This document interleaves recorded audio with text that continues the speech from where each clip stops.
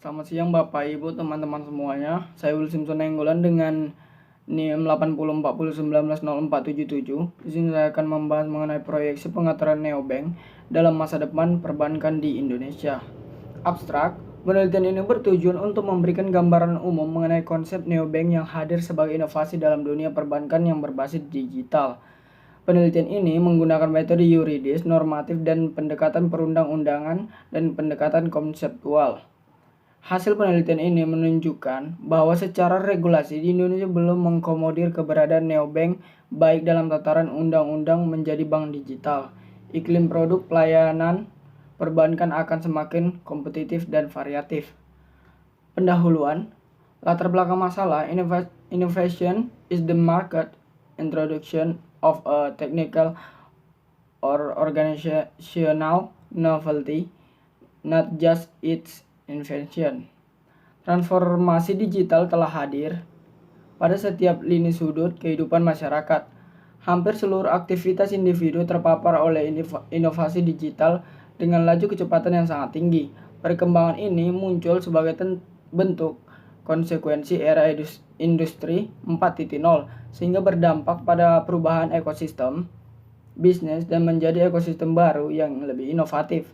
Fenomena ini terjadi sebagai pengaruh multiple efek dari adanya perkembangan komputasi yang berjalan dengan cepat seperti big data analysis, Internet of Things atau IoT, dan machine learning, dan lain-lain.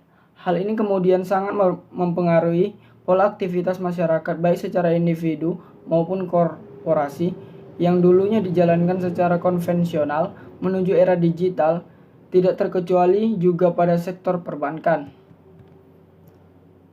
Rumusan masalah. Yang pertama, bagaimana proyeksi pengaturan neobank dalam regulasi perbankan di Indonesia? Yang kedua, perbankan implikasi keberadaan neobank dalam sistem perbankan di Indonesia. Tujuan penulisan ini bertujuan untuk mengetahui proyeksi kehadiran neobank bagi bisnis perbankan masa depan di Indonesia dalam tataran regulasinya maupun implikasinya jika konsep neobank digunakan. Penulisan ini juga bertujuan memberikan gambaran secara umum mengenai konsep neobank yang akan menjadi salah satu alternatif tipe perbankan bagi masa depan. Yang kedua, metode penelitian. Penelitian ini menggunakan metode yuridis normatif, yakni suatu penelitian yang membahas asas atau doktrin dalam ilmu hukum. Penelitian normatif menekankan pada asas-asas norma, kaidah dalam peraturan perundang-undangan, putusan pengadilan, jurisprudensi, perjanjian serta doktrin atau ajaran. Dalam tulisan ini akan menggunakan pendekatan peraturan perundang-undangan atau statute approach dalam mengkaji proyeksi pengaturan neobank dalam sistem perbankan di Indonesia. Adapun tulisan ini mengkaji bahan hukum primer dan bahan hukum sekunder yang meliputi a. Bahan hukum primer merupakan bahan hukum yang memiliki sifat autoritatif, yakni bahan hukum tersebut memiliki otoritas seperti peraturan perundang-undangan, risalah dalam pembuatan peraturan perundang-undangan, dan putusan hakim. Berikut penulis sampaikan bahan hukum primer dalam penulisan ini. Yang pertama, Undang-Undang Nomor 7 Tahun 1992 tentang perbankan sebagaimana telah diubah dengan Undang-Undang Nomor 10 Tahun 1998 tentang perubahan atas Undang-Undang Nomor 7 Tahun 1992 tentang perbankan. Nomor 2, Peraturan Otoritas Jasa Keuangan RI atau Republik Indonesia Nomor 13 POJK titik 02 2018 tentang inovasi keuangan digital di sektor jasa keuangan.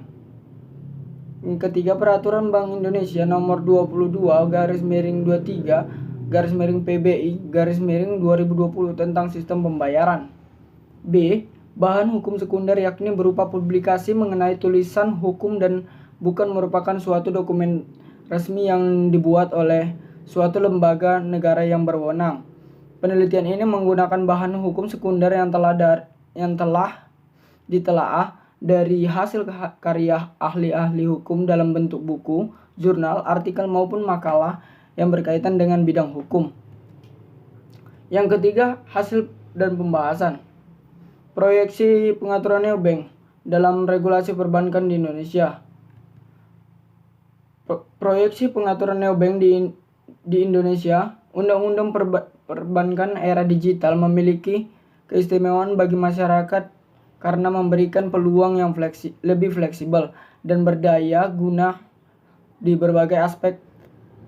Sektor keuangan menjadi salah satu sektor usaha yang mengalami perubahan signifikan, terutama pada momentum COVID-19 di mana upaya interaksi secara langsung berupaya dibatasi dialihkan pada mekanisme tidak bertatap langsung. Keadilan ini kemudian membutuhkan teknologi di bidang perbankan untuk mengatasi dan memudahkan masyarakat dalam melakukan transaksi keuangan.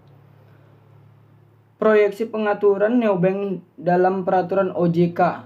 Seiring kemajuan teknologi dan inovasi, keuangan digital yang tidak dapat diabaikan dan perlu dikelola agar memberikan manfaat sebesar-besarnya untuk kepentingan masyarakat. Pada perkembangannya, banyak teknologi baru yang telah siap untuk mendorong inovasi jasa keuangan. Salah satu wujudnya adalah inovasi keuangan dalam bentuk fintech. Industri fintech menawarkan inovasi jasa seperti kelemahannya dalam menghadirkan konsep seperti dalam perbankan yang telah ada namun berbasis teknologi. Namun fintech memiliki kekurangan yang tidak dapat menghimpun dana dari masyarakat. Inovasi fintech kemudian berkembang untuk melengkapi kelemahannya dengan menghadirkan konsep perbankan dalam bentuk digital atau neobank.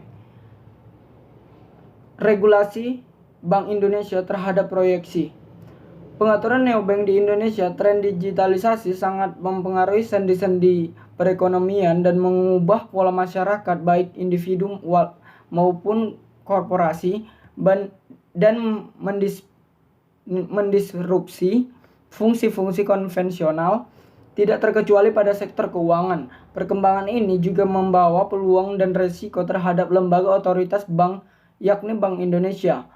Bank Indonesia harus mampu mengambil langkah kebijakan yang tepat dalam rangka mengoptimalkan peluang yang hadir dari suatu inovasi digital, upaya memitigasi resiko yang ditimbulkan. Pola ini kemudian juga mempengaruhi kebijakan yang harus diambil Bank Indonesia dalam menghadapi tren digitalisasi. Bank Indonesia dalam kebijakan regulasinya memang belum secara khusus mengatur mengenai neobank.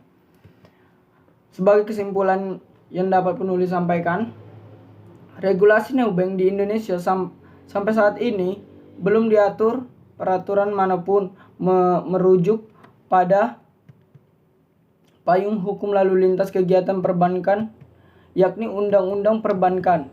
Peraturan OJK maupun peraturan Bank Indonesia belum mengkomodir kehadiran neobank di Indonesia.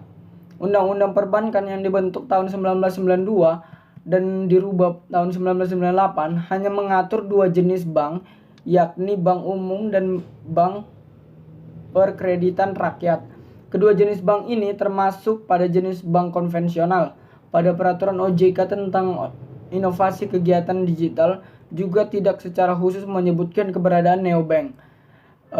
Peraturan OJK tersebut hanya melegitimasi keberadaan fintech di Indonesia. Hal yang berlaku sama juga dengan peraturan Bank Indonesia tentang sistem pembayaran yang hanya mengatur salah satu aspek kegiatan pelayanan jasa keuangan. Sejauh ini pendirian neobank memang belum memungkinkan dari peraturan, namun keberadaan bank digital memiliki prospek perkembangan yang baik di Indonesia. Demikianlah hasil presentasi yang bisa saya sampaikan. Lebih kurangnya saya mohon maaf. Saya akhiri, selamat siang. Terima kasih.